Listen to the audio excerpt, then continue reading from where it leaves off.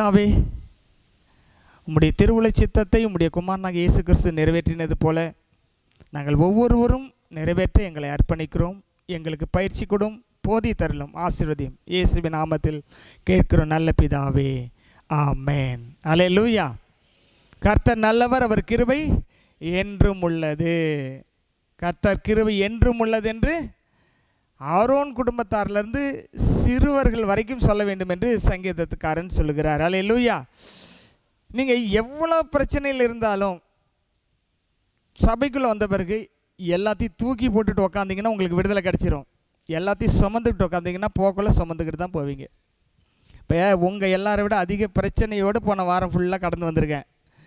ஆனால் தேவ சமூகத்தில் வரும்போது எல்லாத்தையும் தூக்கி போட்டு நிற்கிறதுனால தான் ஃப்ரீயாக நிற்கிறேன். பேசுகிறது நான் கிடையாது, யார்?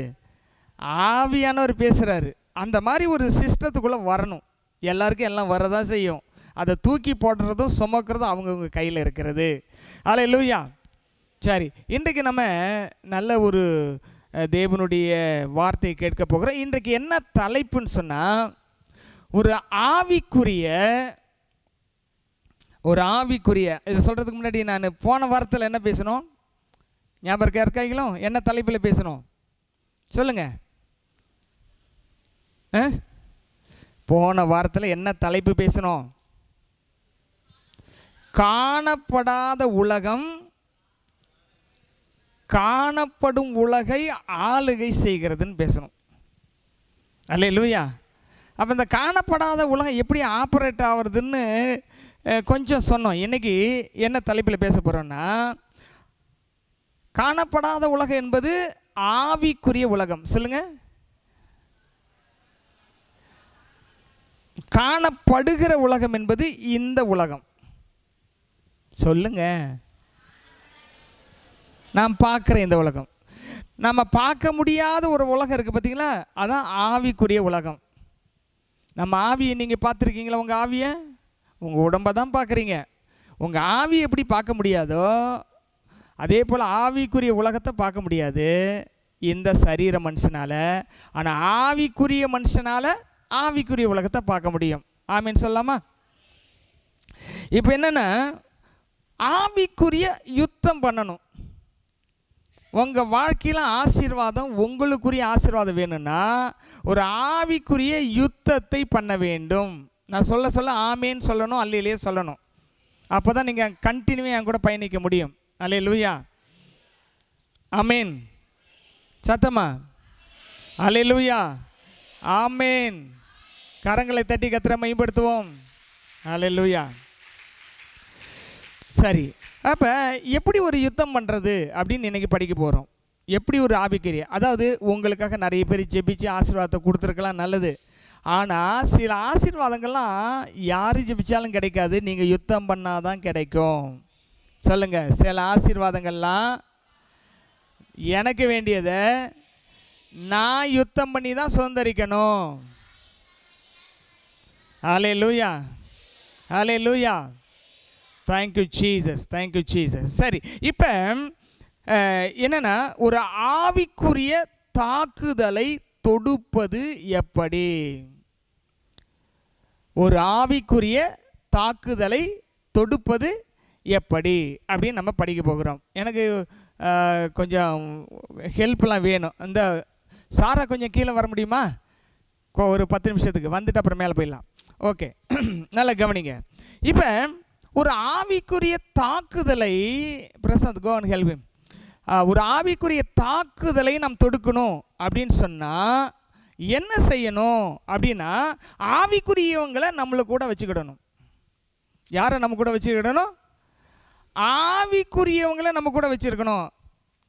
இப்போ நீங்கள் பார்த்தீங்கன்னா, கொரிந்தியர் சபை, எபேசு சபை, 2 சபை இருக்குது. எத்தனை சபை இருக்குது? கொரிந்து சபை இருக்குது, நிறைய சபை இருக்குது. இதில் கொரிந்து சபை குழந்தை சபை. சொல்லுங்கள். எபேசு சபை, சொல்லுங்கள். எபேசு சபை ஆவிக்குரிய சபை, யுத்தம் பண்ணும் சபை, மிலிட்ரி சபை. இது குழந்தை சபை கொரிந்து சபை, இது மிலிட்ரி சபை. அங்கே இருக்கிற மிலிட்ரி ஆளாக இருப்பாங்க. எபேசில் இருக்கிறவங்கள யாராக இருப்பாங்க? மிலிட்ரியில் வேலை செய்கிறவங்களாம் இருப்பாங்க. கொரிந்த சபைக்கு வந்து நான் எப்படி இருப்பாங்க? குழந்தைகளாக இருப்பாங்க. அல்லேலூயா. அப்போ ரெண்டே குரூப்பு தான், நல்லா கவனிங்க. இப்போ நம்ம என்ன வசனத்தில் ஆரம்பித்தோம்? ஆமோஸ் 9ஆம் அதிகாரம் 12ஆம் வசனத்தில் ஆரம்பித்தோம். ஆமோஸ் 9ஆம் அதிகாரம் 12ஆம் வசனத்தில் ஆரம்பித்தோம். என்ன ஆரம்பித்தோம்? படிங்க. நான் விழுந்து போன தாவீதின் கூடாரத்தை திரும்ப எடுப்பித்து. நல்லா கவனிங்க. உங்க வீழ்ச்சியை கொண்டாடுகிற மக்கள் இருப்பாங்க. உங்கள் வீழ்த்தணும்னு நினைச்சு குற்றத்தை கரெக்டா வச்சு தள்ளுறவங்க இருப்பாங்க. ஜாக்கிரதையா இருங்க. கொரிந்து சபையில் இருக்கிறவங்களாம் கொயரிஸ் பண்ணிக்கிட்டே இருப்பாங்க, ஏதாவது பிரச்சனை பண்ணிக்கிட்டே இருப்பாங்க. எபேசு சபையில் இருக்கிறவங்களாம் பிறருக்காக யுத்தம் பண்ணிக்கிட்டே இருப்பாங்க. அல்லேலூயா, அல்லேலூயா. பாருங்க, இப்போ கொரிந்து சபை என்ன சபை? குழந்தை சபை. நீங்கள் நான் சொல்கிற வசனத்தை வாசிக்கிறீங்களா? 1 கொரிந்தியர் 12ஆம் அதிகாரம் 28ஆம் வசனம். 1 கொரிந்தியர் 12ஆம் அதிகாரம் 28ஆம் வசனம் வாசிங்க. 1 கொரிந்தியர் 1ஆம் அதிகாரம் 28ஆம் வசனம்.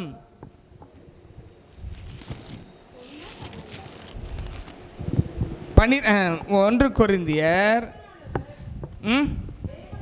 12ஆம் அதிகாரம் 28ஆம் வசனம். தேவனானவர் அப்போஸ்தலரையும் தீர்க்கதரிசிகளையும் போதகர்களையும் பின்பு அற்புதங்களையும் குணமாக்கு வரங்களையும் ஊழியங்களையும் ஆளுகைகளையும் பலவித பாஷைகளையும். நல்லா கவனிங்க. கொரிந்து சபையில் மட்டும்தான் இந்த 9 வரங்களை பற்றி பேசுது. குழந்தை சபைக்காக கொடுக்கப்பட்ட கிஃப்ட் ஆஃப் த ஸ்பிரிட் எந்த சபைக்கு கொடுக்கப்பட்டிருக்கிறது? குழந்தை சபைக்கு. சொல்லுங்க. இப்போ ஒரு சபையில் அடிக்கடி டெலிவரன்ஸ் மீட்டிங் நடக்குதுன்னா என்ன அர்த்தம்? குழந்தைகள் நிறைய பேர் சிக்கலில் இருக்கிறாங்கன்னு அர்த்தம். அவங்களாம் மீட்கிறதுக்கு டெலிவரன்ஸ் பண்ணி தான் ஆகணும், ஹீலிங் நடத்தி தான் ஆகணும், ப்ராஃபட்டிக்கல் சொல்லி தான் ஆகணும். எபேசு சபையில் எடுத்துக்கிட்டிங்கன்னா வரங்களை பற்றியே பேச மாட்டாங்க. அவங்க முதிர்ந்தவர்கள், மற்றவர்களை காப்பாற்றுகிற மிலிட்டன்ட் பீப்புள். ஆகவே மிலிட்டன்ட் சர்ச்சாக இருக்கணும், பேபி சர்ச்சாக இருக்கக்கூடாது. பேபி சர்ச்சாக இருக்கக்கூடாது. அல்லேலூயா. இன்னொரு வசனம் கூட வாசிங்க. இன்னொரு வசனம் கூட சங்கீதம் 68:18. சங்கீதம் 68:18 வாசிங்க. சங்கீதம் 68:18. இதெல்லாம் புரிஞ்சுக்குங்க. ஒரு கொரிந்து சபை ஒரு குழந்தை சபையாக இருக்கிறது. அதில் நிறைய பிரச்சனைகள் உண்டு. தேவரீர் உன்னதத்துக்கு ஏறி சிறைப்பட்டவர்களை சிறையாக்கி கொண்டு போனீர்.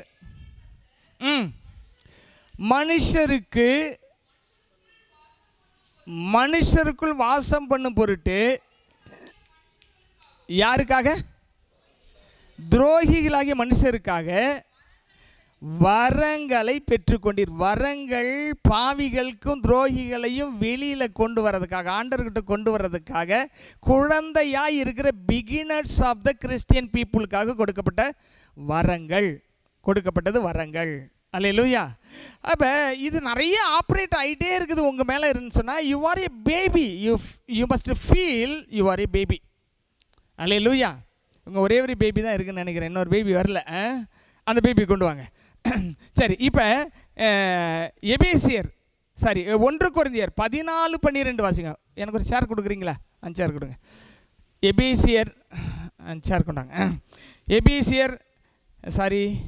எபேசியர் வாசித்தீங்களாப்பா? 1 கொரிந்தியர் 14:12 வாசிங்க. நீங்களும் ஆவிக்குரிய வரங்களை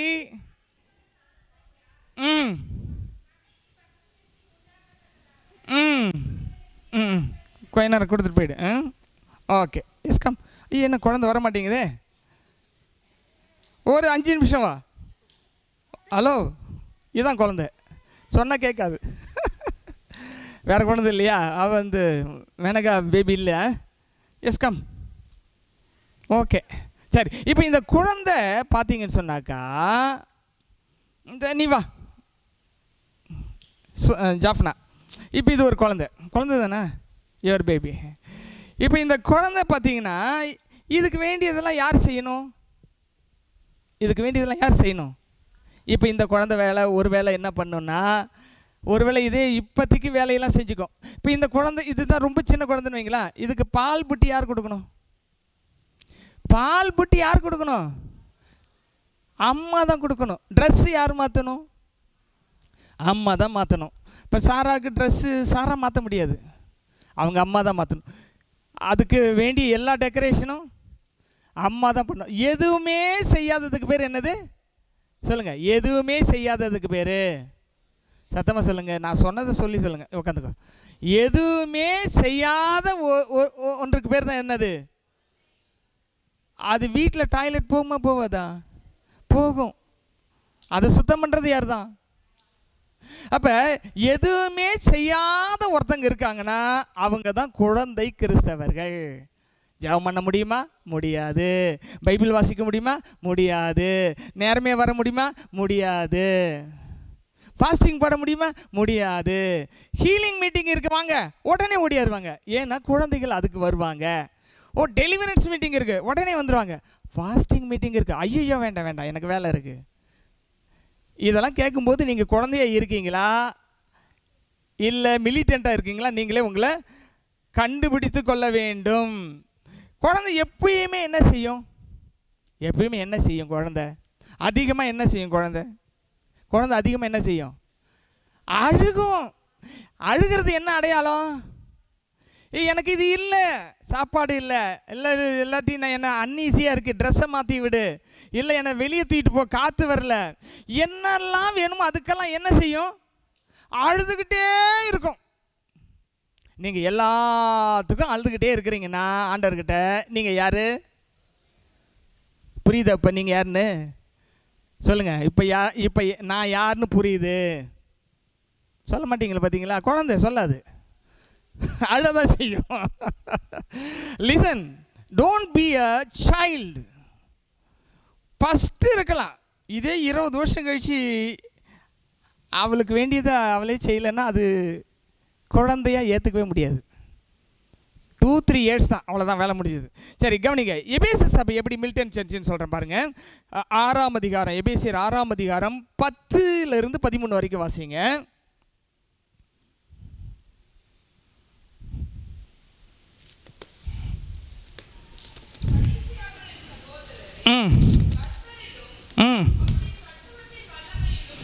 கர்த்தரிலும் அவர் சத்துவத்தின் வல்லமையிலும் பலப்படுங்கள்.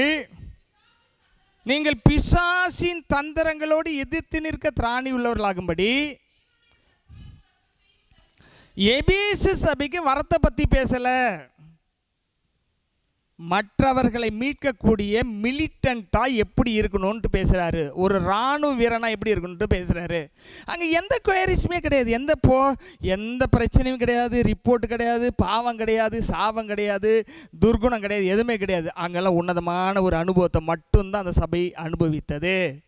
இன்றைக்கி most of the people in the church coming to receive some blessing from the Lord. Why? They are child, spiritual child. அவங்களுக்கு என்ன தான் கொடுக்க முடியும்? இதுக்கு என்ன கொடுக்க முடியும்? பிரியாணி சாப்பிடுவியா? பிரியாணி சாப்பிடுமா? பிரியாணி சாப்பிட முடியுமா? முடியாது. ஏன்? என்ன தான் கொடுக்க முடியும்? பால் தான் கொடுக்க முடியும். அப்போ நீங்கள் குழந்தைகளாக இருந்தீங்கன்னா அற்புதங்கள், அடையாளங்கள், விடுதலை, தீர்க்க தரிசனம் இதெல்லாம் வந்துக்கிட்டே இருக்குன்னா யூ ஆர் த சைல்டு. எனக்கு யாரும் இதெல்லாம் கொடுக்குறாங்களா? ஒன்றுமே கொடுக்குறது எனக்கு தேவையில்லை. நான் இன்னும் 10 பேரை மேலே தூக்கிறதுக்காக நிற்கிற மிலிட்டன்ட்டு, நான் போய் விடுதலைக்காகவும் அபிஷேகத்துக்காகவும் சுகத்துக்காகவும் நிற்க முடியாது. ஆஸ் எ சேம் திங், அதே போல தான் நீங்கள் குழந்தைகளாக இருந்தால் இப்படிப்பட்ட திட்டங்களுக்கு போக தான் செய்வீங்க, நிறுத்தவே மாட்டீங்க. இப்போ அதாவது குழந்தைகள் எங்கே இருந்தார்கள்? எந்த சபையில் இருந்தார்கள்? ஆமாம், இப்போ பாருங்கள், நான் கொருந்தியனா அல்லது ஏந்திருங்க, அப்படி வா ஷோ இட், கம் 2 பேருமே வாங்க. நான் கொருந்தியனா, அப்படி படித்து காட்டுங்க, வீடியோவில் எடுங்க, முன்னாடி போ. ஓகே, கொருந்தியனா? நீங்கள் சொல்லுங்கள் பதில். நீங்கள் கொருந்தியராக இருக்கிறீங்களா, எபேசியராக இருக்கீங்களா?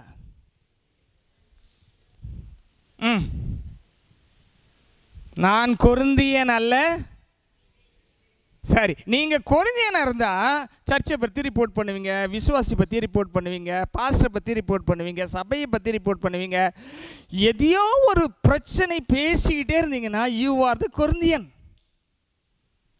எத்தனை நிருபம் எழுதியிருக்காரு எபேசியருக்கு? சென்ட்ரல்வா எத்தனை நிருபம் எழுதியிருக்காரு? மேலே தூக்கிப்பிடி, அப்போ தான் தெரியும். எபேசியில் எத்தனை நிருபம் எழுதியிருக்காரு? எபேசி 1. கொரிந்தியருக்கு கேட்காதவனுக்கு திரும்ப திரும்ப எழுதுறாரு, குழந்தைக்கு திரும்ப திரும்ப எழுது. உண்மையை பார்த்தீங்கன்னா ஒரு எபிசோட் மிஸ் ஆயிடுச்சு. மொத்தம் 3 நிருபம் எழுதினார். பவுல் எத்தனை நிருபம் எழுதினார்? ஒரு சபைக்கு 3 நிருபம் எழுதின ஒரே சபை கொரிந்து சபை தான். ஒரு எபிசோட்ஸ் மிஸ் ஆயிடுச்சு. 2 நிருபம் இருக்குது, சரிங்களா? அப்போ அதுலேயே இப்போ நிறைய அதிகாரம் இருக்கும். 1 கொரிந்தியர் எத்தனை அதிகாரம் இருக்குது? 1 கொரிந்தியர் எத்தனை அதிகாரம் இருக்குது? 8 14. 2 கொரிந்தியரில் 14, 17, 27 அதிகாரமா? 27. எபேசியில் எத்தனை அதிகாரம் இருக்குது? போதும். 27 அதிகாரத்தில் விளக்கமா இதை செய்யாத, அதை செய்யாத, அப்படி பண்ணாத, இப்படி பண்ணாத, சொல்லி சொல்லி சொல்லி சொல்லி சொல்லி சொல்லி இந்த குழந்தைக்கு அப்பா பவுல் பயங்கரமாக எழுதிட்டார். நீங்கள் கொரிந்தியராக இருந்தீங்கன்னா பிரச்சனையை கொடுத்துக்கிட்டே இருப்பீங்க. உங்களை எல்லாருமே தூக்கி பிடிச்சிக்கிட்டே இருக்கணும். ஐயோ குழந்தை அழுகுது போய் தூக்கணும், ஐயோ குழந்தைக்கு பாலையில் தூக்கணும், ஐயோ குழந்தைக்கு ட்ரெஸ்ஸில் தூக்கணும், ஐயோ குழந்தைக்கு பசிக்குது, ஐயோ குழந்தைக்கு வேக்குது, ஐயோ குழந்தைக்கு உடம்பு சரியில்லை, ஐயோ குழந்தைக்கு காய்ச்சல், ஐயோ குழந்தைக்கு சளி பிடிச்சிருச்சு. ஒரு விசுவாசியை கடைசி வரைக்கும் பாஸ்டே பார்க்குறாருன்னா பாஸ்டர் நேசிக்கிறேன்னு அர்த்தம் கிடையாது, குழந்தையா இருக்குன்னு அர்த்தம். 1 வருஷம் குழந்தையா இருக்கலாம், 2 வருஷம் குழந்தையா இருக்கலாம், 3 வருஷம் குழந்தையா இருக்கலாம், 10 வருஷம் நான் குழந்தைன்னா அது குழந்தையே கிடையாது. அப்போ இந்த கொரிந்து சபை போல, இது கொரிந்தியரா?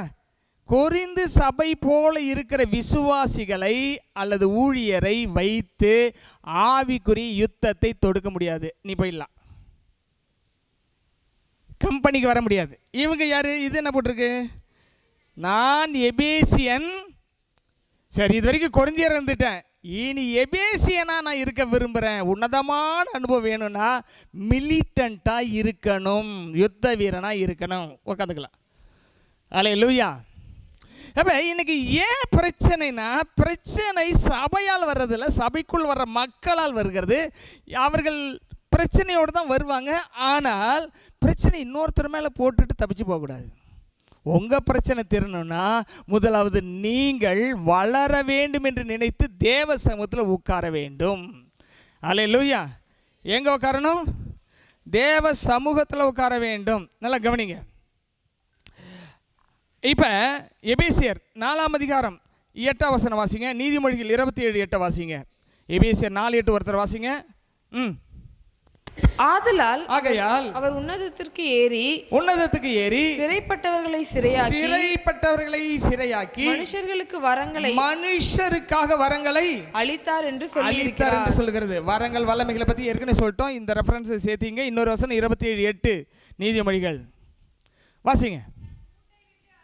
தன் கூட்டை விட்டு அலைகிற குருவி எப்படி இருக்கிறதோ அப்படியே தன் ஸ்தானத்தை விட்டு அலைகிற மனுஷனும் இருப்பனால கவனிங்க.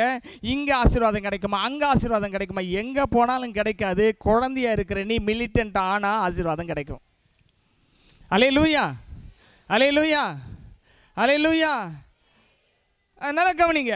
இப்போ ஆவிக்குரிய யுத்தத்தை தொடுக்கணும்னா ஒரு ஆவிக்குரிய மனுஷன் வேணும், ஆவிக்குரிய மண்டலத்தை புரிஞ்சு கொள்கிற ஒரு மனுஷன் வேணும். ஒருவன் எத்தனை பேரை துரத்துவான்? ஒருத்தன் எத்தனை பேரை துரத்துவான்? பைபிளில் போட்டிருக்கு 1000 பேரை துரத்துவான். 2 பேர் 10,000 பேரை துரத்துவாங்க. அப்போ ஒரு யுத்தத்தை ஆவிக்குரிய செய்கிறதுக்கு குறைஞ்சபட்சம் அல்லது அதிகபட்சம் எத்தனை பேர் வேணும்? அதிகபட்சம் 2 பேர் வேணும். யுத்தத்தை நடத்துகிறவனோடு நின்று யுத்தத்தை எப்படி செய்கிறதுன்னு கற்றுக்கொள்கிற ஒருத்தர் வேணும். அப்போ அவங்க அனுபவத்தில் கற்றுக்கொண்டு அடுத்த தலைமுறைக்கு அதை கற்றுக் கொடுக்கணும். 2 பேர் வேணும் அதிகபட்சம். குறைஞ்சபட்சம் எத்தனை பேர் வேணும்? அவர் ஆவிக்குரியத்தை செய்கிறதுக்கு ஒருத்தர் வேணும். சொல்லுங்கள். ஆவிக்குரியத்தை செய்ய குறைஞ்சபட்சம் ஒருவர், அதிகபட்சம். இப்போ நீங்கள் இப்போ நல்லா கவனிங்க, நீங்கள் குழந்தையா இருக்கிறீங்களா, எபேசியர் கொரிந்தியராக இருக்கீங்களா, எபேசியராக இருக்கீங்களா? எபேசியர். அடுத்த வாரத்துலேருந்து 8 மணிக்கு வந்துட்டா யார் தான் நீங்கள்? உபாசத்துக்கு வந்துட்டா, உண்மையாக ஆண்டவருக்கு கொடுத்தா, உண்மையாக ஊழியம் செஞ்சா, எந்த ரிப்போர்ட்டுமே கொண்டு வரலன்னா, மறுக்க 4 வாரத்துலேருந்து கொண்டு வந்தீங்கன்னா யார் தான்? முடிவு கட்டிங்க. அல்லேலூயா. இங்கே என்ன சொல்லியிருக்கு? நான்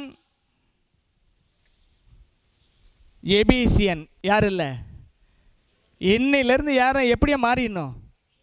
எபேசியரம் மாறிவிட வேண்டும். சரி, இப்போ எப்படி யுத்தம் பண்ணுறது? ஒரு ஆவிக்குரிய யுத்தத்தை தொடுக்கிறது குறைஞ்ச 2 பேர் வேணும். அதனால தான் மத்தேயு 18:19 சொல்லியிருக்கு, பூமியிலே இருவர் ஒருமனப்பட்டு எந்த காரியத்தை குறித்து ஆகிலும் நீங்கள் கேட்டால் அது என் பிதாவினால் உங்களுக்கு உண்டாகும் என்று மெய்யாகவே சொல்லுகிறேன் ஆண்டவர் சொல்லிட்டார். 2 பேர் வேணும் அதிகபட்சம், அவ்வளோதான். நீங்கள் நினச்சிக்காதீங்க ஒரு 10,000 பேர் சேர்ந்து ஜெபிச்சா உடனே பரலோகம் திறந்துடும். அதுக்கெல்லாம் வாய்ப்பே இல்லை. அல்லேலூயா. இப்போ 2 பேரே ஒன்றா இருக்க முடியலன்னா 2000 பேர் ஒன்றா இருக்க முடியுமா? ஒரே மைண்ட் செட்டாக இருக்க முடியுமா? இருக்க முடியாது. ஏன் மிலிட்ரியில் ஒபே த ஆர்டர்னு வச்சுருக்காங்க? மிலிட்ரியில் ஒரு ரூல் இருக்குது, என்ன தெரியுமா? ஒபே த ஆர்டர், அட்டென்ஷன், டப்புன்னு அப்படியே அடிச்சு நிற்கணும், அவ்வளோதான். ஏன்டா அட்டென்ஷன் சொன்னேன்னு கேட்கக்கூடாது. ஸ்டாண்டர்டீஸ்னா டப்புன்னு அடிக்கணும், ஏன் சொன்னீங்கன்னு கேட்கக்கூடாது. Obey the order. இந்த ஆவிக்குரிய யுத்தம் பண்ணணும்னா அந்த தலைவன் சொல்கிற அத்தனை விஷயங்களும் ஒபே பண்ணக்கூடிய ஒருவர் இருந்தால் ஆவிக்குரிய யுத்தத்தில் ஜெயிச்சிடலாம். ஒரே ஒருத்தர் இருந்தால் போதும், 10,000 பேரை துரத்திடலாம், 10,000 பிரச்சனை தீர்த்திடலாம். அல்லேலூயா. சரி, அடுத்தது 2 மண்டலம் இருக்கிறது. 2 பசங்க வாங்க, வாடா, நீ வாடா, நீ வா, இவன் வா, ரீச்சடு. 2 மண்டலம் இருக்குது, நல்லா கவனிங்க. இப்படி நில். ஓகே, கதை வசனம் டைரக்ஷன், நில், தள்ளி நில். ஓகே, 2 மண்டலம். ஒன்று வான மண்டலம், சொல்லுங்க. இன்னொன்று பரமண்டலம். சரி, வானமண்டலம் எங்கே இருக்குது? வானத்தில் தான் இருக்கும்.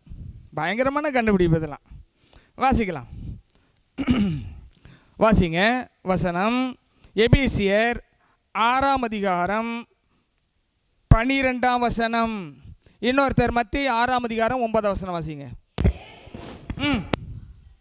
மாம்சத்தோடும் துரைத்தனங்களோடும் அதிகாரங்களோடும்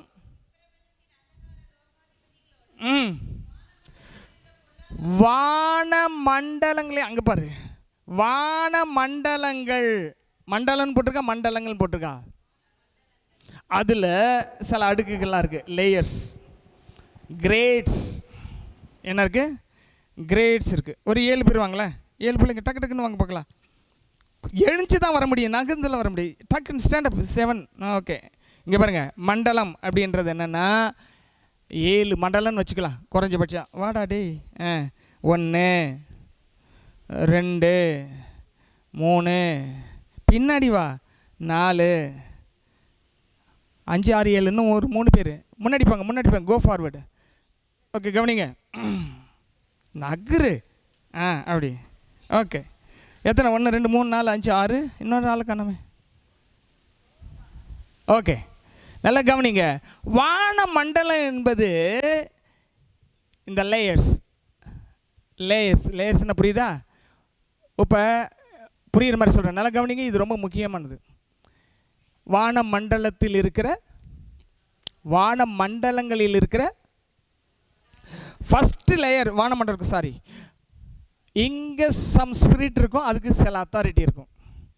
ஃபஸ்ட்டு இதை தான் ஃபேஸ் பண்ணணும் ஜபம் பண்ணுறவங்க. இதை விட ஸ்ட்ராங்கானது இங்கே இருக்கும். இதை ஜெயிச்சிட்டிங்கன்னா பிரச்சனை முடிஞ்சதில்லை. செகண்ட் லேயர் இதை அடிச்சிங்கன்னா இதை விட ஸ்ட்ராங்காக பின்னாடி இன்னொரு இருக்கும். இதை அடிச்சிங்கன்னா இன்னொன்று ஸ்ட்ராங்காக இருக்கும். ஏன் அவ்வளோ போட்டு அமுத்துறீங்க? அடுத்தது அதை அடிச்சிங்கன்னா 5th லேயரு ரொம்ப ஸ்ட்ராங்காக இருக்கும். 6th layer, 7th layer. வான மண்டலங்கள் லேயர்ஸு. அங்கே கொஞ்சம் அத்தாரிட்டிஸ், ஈவில் ஸ்பிரிட் இருக்கும், இங்கே அதை விட ஸ்ட்ராங்காக இருக்கும். அதுக்கு பேர் தான் ஸ்ட்ராங் ஹோல்ட்ஸ்ன்னு பேர். 7 அடுக்குகள் உள்ள வான மண்டலம். சொல்லுங்க. வான மண்டலங்களில் என்ன ஆவி? பொல்லாததான் செய்யும், பொல்லாததான் செய்யும். இதை ஜெயிக்கலாம் உங்களுக்கு பொல்லாப்பு வந்துடும். இது first, second, third, fourth, fifth, sixth, seventh, இதுக்கு மேலே லூசிபர் உட்காந்துருப்பான். இந்த 7 லேயரை தாண்டி போனால் யார் உட்காந்துருப்பா? லூசிபர் உட்காந்துருப்பான். அவனுக்கு ஒரே கட்டளை என்ன தெரியுமா? ஒபே தி ஆர்டர், அவ்வளோதான். ஆவிக்குரிய யுத்தத்தில் தேவனுடைய பிள்ளைகளுக்கும் ஒரே ரூலு, ஒபே தி ஆர்டர். சாத்தானுடைய சேனைகளுக்கு என்னது? Obey the order. இங்கே அவனை கீழ்ப்படியாமல் வை அப்படின்னு சொல்லிட்டா, இதை ஜெயிச்சு இங்கே வரும்போது இவருக்கும் கட்டளை என்ன? கீழ்ப்படியாமல் வை, கீழ்ப்படியாமல் வை, கீழ்ப்படியாமல் வை, கீழ்ப்படி. இங்கே போயினா இவர் மறுபடியும் பின்னாடி இருக்கிற லூசிபர் அதே கட்டளையை தான் கொடுப்பார். அங்கே எதை தேவன் செய்ய வேண்டாம்னாரோ அதை செய்ய வை.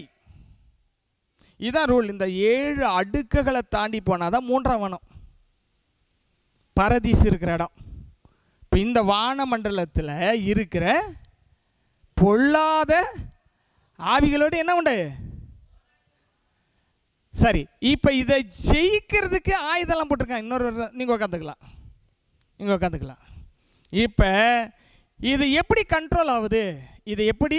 நான் அங்கேயே நின்று பேசிகிட்டு இருக்கேன் உங்ககிட்ட வராமல் வந்துட்டேன். ஓகே, இது எப்படி கண்ட்ரோல் ஆகுது? இதுக்கு ஒரு சாஃப்ட்வேர் இருக்குது. 2 மண்டலம். என்னென்ன மண்டலம்?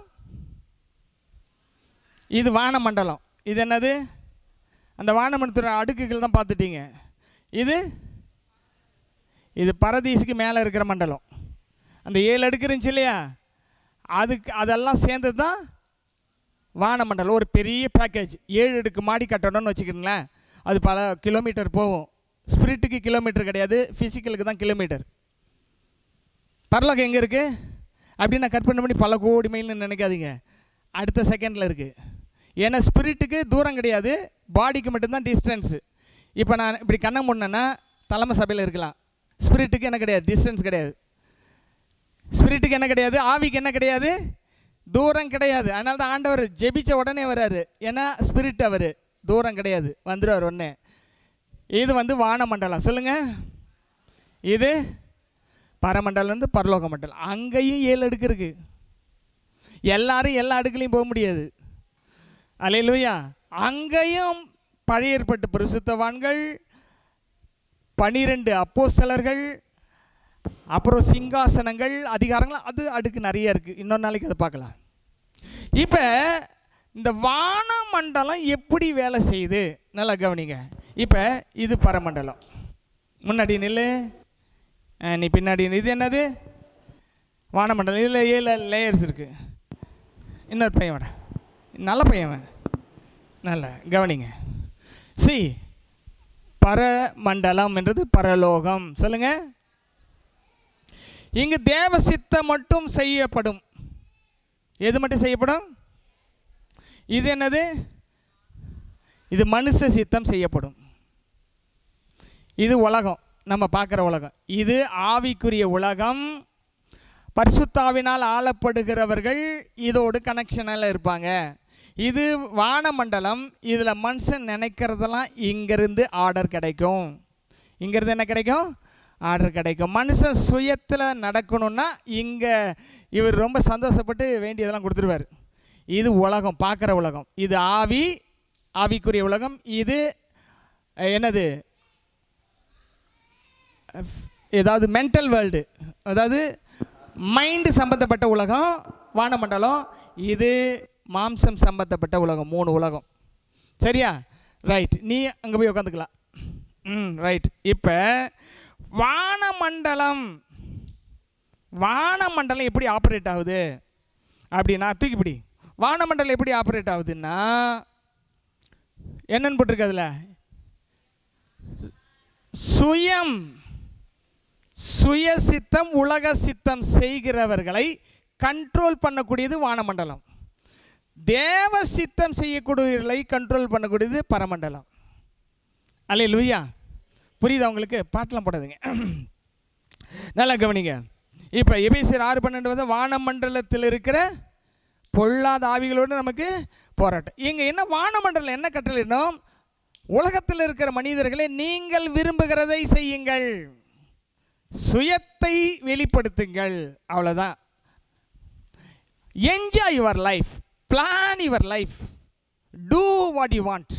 அதுதான் வானமண்டலத்திலிருந்து மனுக்குலத்துக்கு வருகிற கட்டளை. அப்போ மனுஷன் சுயத்தில் வேலை செய்தான்னா தேவசித்தம் செய்ய முடியாது. சுயம் எப்படிப்பட்டதுன்னா சாத்தானுடைய மறு உருவம். Another face of Satan is the selfish. அதுதான் சுயம் சாத்தானுடைய மறு உருவம். இப்போ பரமண்டலத்தை குறித்து நம்ம பார்க்கலாம். மத்திய 6:9 வாசிங்க. மத்திய 6:9. ஏமா காத்து வருதா? பரமண்டலங்களில் இருக்கிற எங்கள் பிதாவே வந்துருச்சா? பரமண்டலங்களில் பிதாவே, உம்முடைய நாமம், உம்முடைய ராஜ்யம் வருதா, உம்முடைய சித்தம். இந்த பரமண்டலத்தில் எந்த மிஸ்டேக்ஸுமே நடக்காது. தேவன் சொல்றது மட்டும்தான் செய்வாங்க இருக்கிற தூதர்கள். இந்த வானமண்டலத்தில் பொல்லாத ஆவிகள் எல்லாம் பாவம், இச்சை, லஞ்சம், லாவண்யம், அசிங்கம், அருவருப்பு எல்லாத்தையும் செய்கிறதுக்கு மனுஷனுக்கு மூளைக்கு தீனி போடுறாங்க. அங்கே ஆவிக்கு வார்த்தை அனுப்பப்படும், இங்கு மூளைக்கு வார்த்தைகள் கட்டளைகள் அனுப்பப்படும். ஆகவே தான் சுயத்தை சிலுவையில் அரைஞ்சாதான் வானமண்டலத்தை பொல்லாத ஆவி ஜெயிக்க முடியும். எதை அது சொல்கிறல்ல, சுயத்தை சாகடித்தால் சுகமாய் வாழ்ந்திடலாம். ஹல்லேலூயா. சரி, இப்போ என்னன்னா நம்முடைய மைண்டு பரலோகத்தினால் கண்ட்ரோல் பண்ணப்படுதா, வானமண்டலத்தால் கண்ட்ரோல் பண்ணப்படுதா? உங்களுடைய மனம், உங்களுடைய சிந்தை வானமண்டலத்தினால் கண்ட்ரோல் பண்ணப்படுகிறதா, அதற்கு மேல் இருக்கிற பரமண்டலத்தால் கண்ட்ரோல் பண்ணப்படுறதா? சுயம் இருந்துச்சுன்னா வானமண்டலம் கண்ட்ரோல் பண்ணும். சுயம் இல்லை, சிலுவையில் அறையப்பட்டுருச்சுன்னா பரலோகம் கண்ட்ரோல் பண்ணும். வசனம் வாசிக்கலாம். 2 கொரிந்தியர் 10:2 2 கொரிந்தியர் 10 2-5 வரைக்கும். எங்களை மாம்சத்தின்படி நடக்கிறவர்கள் என்று எண்ணுகிற சிலரை குறித்து நான் கண்டிப்பா இருக்க வேண்டும் என்று நினைத்திருக்கிற தைரியத்தோடு உங்கள் முன்பாக இருக்கும்போது நான் கண்டிப்புள்ளவனாய் இராதபடிக்கு நீங்கள் எச்சரிக்கையாய் இருக்க உங்களை வேண்டிக் கொள்ளுகிறேன். நாங்கள் மாம்சத்தில் நடக்கிறவர்களாய் இருந்தும், நாங்கள் மாம்சத்தினா பிசிக்கல் வேர்ல்ட்ல தான் இருக்கிறோம், அங்க தான் நடக்கிறவர்களா இருந்தும் மாம்சத்தின்படி போர் செய்கிறவர்கள் அல்ல. எங்களுடைய போராயுதங்கள் மாம்சத்துக்கு ஏற்றவைகளாய் இராமல் அரண்களை நிர்மூலத்தாக்கதாக தேவ பலமுள்ளவைகளாய் இருக்கு. நல்லா கவனிங்க. இந்த வானமண்டலத்துல காலி பண்ணணும்னா வசனம் சொல்லி ஜெபிக்கணும். வசனம் சொல்லி ஜெபிச்சா வானமண்டலம் காலி ஆயிடும். அப்ப மூளை வேலை செய்யக்கூடாது. வானமண்டலத்தில் ஜெயிக்கிறதுக்கு ஆவி வேலை செய்யணும். சொல்லுங்க, வானமண்டலத்தை ஜெயிக்கிறதுக்கு மூளை வேலை செய்யக்கூடாது. சத்தமாக சொல்லுங்களேன், எது வேலை செய்யணும்? ஆவி வேலை செஞ்சால் வானமண்டலத்தை காலி பண்ணலாம். இங்கே இயேசு கிறிஸ்து பாருங்க, இயேசு கிறிஸ்து மனுஷனாக வாழ்ந்தாரா இல்லையா? உலகத்தில் தேவனாக இருந்தாரா இல்லையா? அவர் என்ன ஜெபிச்சாரு? பிதாவே, இந்த பாத்திரம். அவருடைய சுயம் என்ன சொன்னிச்சு? ஐயோ, சிலுவைக்கு போனால் அடிப்பாங்க, சித்திரவதை பண்ணுவாங்க, ரத்தம் சிந்தனம், வலிக்கும் சொல்லிச்சு. ஆனால் அவர் என்ன சொன்னார்? பிதாவே, இந்த பாத்திரம் மணால் செய்யும், ஆகிலும் எல்லா ஜபத்திலும் நீங்கள் இதை சேர்க்கணும். இதை நான் விரும்புகிறேன், ஆனால் உம்முடைய சித்தமா, என் சித்தத்தின்படி அல்லன்னு சொல்லாத ஜபம் முழுமையான ஜபம் அல்ல. எதை வேணால் நீங்கள் கேட்கலாம்.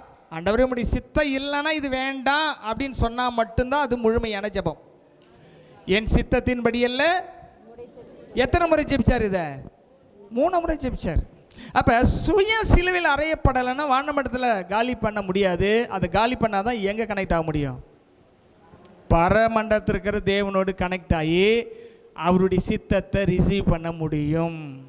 இதுதான் ஸ்டாண்ட் பை மோடு. ஒரு யுத்தத்தை செய்யறதுக்கு ஒரு ப்ரிப்பரேஷனே இதுதான். இப்படி தான் ஒவ்வொரு நாள் நிற்கணும். இப்படி நின்று தான் ஒவ்வொரு ஆத்துமாக்களுக்குரிய பிரச்சனைகளை தீர்க்கணும். இப்போ நான் போய் வானமண்டலத்தில் சிக்கிட்டேன்னு வைங்களேன், என்ன பண்ண முடியாது, ஒருத்தருமே விடுவிக்க முடியாது. இதை லாக் பண்ணிடும். என்னென்னா அதில் போட்டிருக்கு பாருங்கள், நீங்கள் வாசிங்க. வாசித்தீங்க இல்லையா? இந்த வசனம் என்னது? 2 கொரிந்தியர் 10 அவைகளால் நாங்கள் தர்க்கங்களையும், அதை வாசிமா. அவைகளால் நாங்கள் தர்க்கங்களையும் தேவனை அறிகிற அறிவுக்கு விரோதமாய், நல்ல கவனிங்க, தேவனை அறிகிற அறிவுக்கு விரோதமாய் எழும்புகிற எல்லா மேட்டிமையையும் காலி பண்ணணும். பாருங்க, தேவனை அறிகிற அறிவுக்கு விரோதமான எழும்புகிற சிந்தனைகள் வானமண்டலத்திலிருந்து விசுவாசிகளுக்கு வரும், சுயம் இருக்கிறவங்க கிட்ட வரும். அதை காலி பண்ணுன்றா பரமண்டலத்திலிருந்து தரிசனமும் வெளிப்பாடு வரணும், வசனம் வரணும். அப்போ தான் இதை காலி பண்ண முடியும். 2 மண்டலம் உண்மை. அவைகளால் நாங்கள் தர்க்கங்களையும் தேவனை அறிகிற அறிவுக்கு விரோதமாக எழும்புகிற எல்லா மேட்டிமையும் நிர்மூலமாக்கி எந்த எண்ணத்தையும் நல்லா கவனிங்க. உங்ககிட்ட வர நல்ல எண்ணெல்லாம் கர்த்தருடைய எண்ணம் கிடையாது. உங்ககிட்ட தோன்ற நல்ல சிந்தனைலாம் தேவனுடைய சிந்தனை கிடையாது. வானமண்டலம் நன்றாக வேலை செய்யும். எப்படி தெரியுமா? உங்களுக்கு பிடித்ததை சொல்லி கொடுக்கும். ஏவலை பார்த்து என்ன சொன்னிச்சு வானமண்டலத்தில் பொல்லாதாவி? இந்த பழத்தை சாப்பிட்டால் நீ உலக அழகியாக, நம்ம மொழிபெயர்ப்பது, இந்த பழத்தை சாப்பிட்டால் தேவர்களை போல ஆயிடுவா, ஏஞ்சல்ஸ் மாதிரி ஆயிடுவேன். உடனே அவனுக்கு என்ன வச்சு மைண்டில் என்ன வார்த்தை போட்டப்பட்டுச்சு? ஹே, if I eat this fruit I will be a god like, தேவனை போல மாறிடுவேனா? It is good. அவன் சிந்தனையில் போட்டு பார்த்தீங்கன்னா எதை கேப்சர் பண்ணுது? மைண்டை கேப்சர் பண்ணுது. வானமண்டலம் எப்பயுமே உங்கள் ஆவியை தொட முடியாது, மைண்டை கேப்சர் பண்ணி வேலை செய்யும். உடனே மைண்டில் போடப்பட்ட ஏவாளுடைய அந்த சிந்தனை என்ன செய்தது? Is it good plan I receive from him, so I want to implement it. நான் இதை நல்ல பிளானை வாங்கியிருக்கேன், இதை சாப்பிட்டு நான் யாரை மாற போகிறேன்? ஏஞ்சலாக மாற போகிறேன். இப்போ பாரு, ஒரு மேஜிக் நடக்க போகுது. எங்கள் வீட்டுக்கார் வருவார், அவருக்கும் கொடுத்து அவரையும் ஏஞ்சலாக மாற்ற போகிறேன். Mind is very important. Mind is the gateway of the evil spirit. பிசாசுக்கு திறக்கிறது எது தான்? திறந்து கொடுக்கறது மைண்டு தான். இதுதான் பிரச்சனை. அப்போ நீங்கள் சொல்கிற எல்லா எண்ணத்தையும் நான் எஸ்ன்னு ஏன் சொல்ல முடியறது இல்லைன்னா, இட் இஸ் ஃப்ரம் வானமண்டலம், பரமண்டலம். வானமண்டலத்தில் இருந்து ஒரு வார்த்தை, சிந்தனை, காரியம் என்னை நோக்கி வந்துச்சுன்னா அடுத்த செகண்ட் உடனே தடுத்துருவேன். I never accept with you. பரலோகத்திலிருந்து ஒரு விஷயம் வேணும்னா நீங்கள் என்ன செய்யணும்? பாஸ்டர், இது தேவ சித்தமா, இதை நான் செய்யலாமா செய்யக்கூடாதுன்னு கேட்டு ஜபம் பண்ணி கர்த்தர் எப்போ எதை சொல்கிறாரோ அப்போ செஞ்சிங்கன்னா அது உங்களை கண்ட்ரோல் பண்ணாது. அல்லேலூயா. கிட்டத்தட்ட most of the Christian people இங்கே விழுந்து போகிறாங்க. இங்கேருந்து தீர்க்க தரிசனம் வரும், இங்கேருந்து வெளிப்பாடு வரும், இங்கேருந்து வழிநடத்தல் வரும். ஆனால் நீங்கள் ஆண்டவருடைய சித்தத்துக்கு விட்டு வெளியே போயிடுவீங்க. அதுதான் ரொம்ப கேர்ஃபுல்லாக இருக்கணும். ஒரு யுத்தத்தை தொடுக்க வேண்டும் என்றால் இதையெல்லாம் நீங்கள் கற்று தேர வேண்டும். 5ஆம் வசனம் வரைக்கும் வாசிமா. அவைகளால் நாங்கள் தர்க்கங்களையும் தேவனை அறிகிற அறிவுக்கு விரோதமாய் எழும்புகிற எல்லா மேட்டிமையையும் நிர்மூலமாக்கி எந்த எண்ணத்தையும் கிறிஸ்துவுக்கு கீழ்ப்படிய, எந்த எண்ணத்தையும் உங்ககிட்ட இருந்து வருது பாருங்களா, தாட்ஸு, ஹியூமன் தாட்ஸ், வானமண்டலத்திற்கு வர தாட்ஸ், இதெல்லாம் நாங்கள் அரெஸ்ட் பண்ணுவோம். அரெஸ்ட் பண்ணி கீழ்ப்படுத்தி அது தப்பு, அது மாதிரி செய்யாத அப்படின்னு போட்டு ஜெயிலில் கொண்டு போய் போடுவோம். உங்கள் சிந்தனையெல்லாம் நிறைவேற்றுகிற இடம் இது கிடையாது. உங்கள் ஆசைகள்லாம் நிறைவேற்ற இடம் இது கிடையாது. அங்கேருந்து வர்ற எதையுமே இந்த சபை உண்மையான ஊழியர் அனுமதிக்க முடியாது. அது எங்கேருந்து வருதுன்னு கண்டுபிடிச்சி உங்களை சரி பண்ணி அதுலேருந்து விடுவிக்கிற வேலை தான் எங்கள் வேலை. அதை விட்டுட்டு நான் பாஸ்டர் சொன்னால் செய்ய மாட்டாரு, அதை செய்ய மாட்டார், இது செய்ய மாட்டாருனாக்கா நீங்கள் இந்த கண்ட்ரோலில் இருக்கீங்களான்றதை ஃபஸ்ட்டு கண்டுபிடிங்க. அந்த கண்ட்ரோலில் இருக்கீங்களா, இந்த கண்ட்ரோலில் இருக்கீங்களா? நல்லதெல்லாம் சரியானது கிடையாது. ஏவாளுக்கு ஃபஸ்ட்டு நல்லதுன்னு தோன்ற வச்சாரு. உங்களுக்கு நல்லதாக தோன்றதெல்லாம் சரியானது கிடையாது. சொல்லுங்க, நல்லதெல்லாம் சரியானதல்ல. எதை சித்தம் நிறைவேற்றணும்?